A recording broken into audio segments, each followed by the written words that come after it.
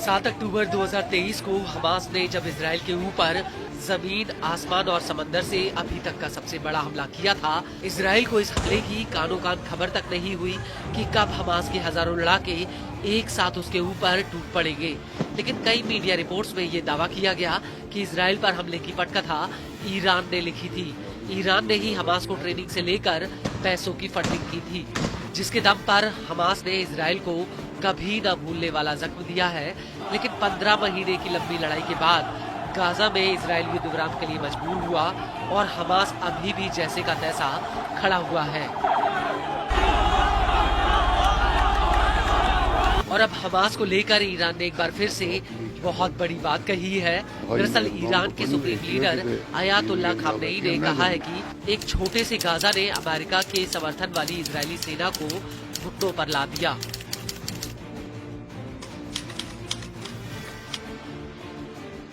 Khamenei ने अपने इसी बयान में आगे कहा कि ईरान से शुरू हुए प्रतिरोध ने कुछ मुस्लिम देशों को सामने ला दिया और कई गैर मुस्लिम देशों की अंतरात्मा को जगा दिया, और गाजा और लेबनान के सामने इजराइल को घुटने टेकना इसी प्रतिरोध का नतीजा है। वहीं अमेरिका पर निशाना साधते हुए खामनेई ने कहा कि अमेरिका आज की दुनिया में उपनिवेशवाद और अहंकार का प्रतीक है। अमेरिका दुनिया की पैसे वाली ताकतों के प्रभाव में है। खामनेई ने कहा कि अमेरिका जैसे देशों की नजर राष्ट्रों के प्राकृतिक संसाधनों, प्रामाणिक संस्कृति और उनकी राष्ट्रीय और इस्लामिक पहचान पर है। ये देश उन्हें लूटना या नष्ट करना चाहते हैं, और आज का उपनिवेशवाद और अहंकार अमेरिकी सरकार की देन है, जो खुद ही दुनिया की वित्तीय ताकतों के प्रभाव में है। खामनेई ने आगे कहा कि आज की दुनिया की प्रमुख वित्तीय शक्तियां कई पश्चिमी सरकारों पर हावी हैं, जिनमें से अधिकतर शायद अमेरिकी सरकार है।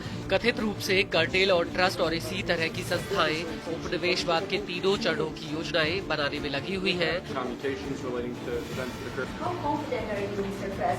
इस सब के बीच आपको ये भी बता दें कि ईरान ने ट्रंप के गाजा खाली कराने वाले बयान पर भी बहुत बड़ा हमला किया है। ईरानी विदेश मंत्रालय के प्रवक्ता इस्माइल बघेई ने कहा कि ईरान अमेरिकी राष्ट्रपति डोनाल्ड ट्रंप की फिलिस्तीनियों को जबरन गाजा से जॉर्डन और मिस्र भेजने की योजना को खारिज करता है। बघेई ने इसको लेकर एक ट्वीट भी किया, जिसमें उन्होंने लिखा कि गाजा को साफ करने का सुझाव अमेरिका का लंबे समय से घातक हथियारों और गोला बारूद के साथ साथ उसके राजनीतिक, खुफिया और वित्तीय समर्थन का उपयोग करके चल रहा है। ईरान का कहना है कि 15 महीनों का युद्ध फिलिस्तीनियों को उनकी जमीन से उखाड़ने में नाकामयाब रहा, और राजनीतिक जबरदस्ती और जनसंख्या की हेराफेरी उन्हें गाजा छोड़ने के लिए मजबूर नहीं कर पाएगी। बघेई का ये भी कहना है कि गाजा उनकी मातृभूमि है और गाजा के लोगों ने वहां बने रहने के लिए एक बहुत बड़ी कीमत चुकाई, और वो लगातार अपने वीरतापूर्वक संघर्ष से आजादी के लिए आत्मप्रतिबद्ध हैं। आपको बता दें कि ईरान ने गाजा खाली कराने के सुझाव को फिलिस्तीनियों का जातीय नरसंहार बताया है। वहीं मिस्र और जॉर्डन पहले ही इस सुझाव को ठुकरा चुके हैं।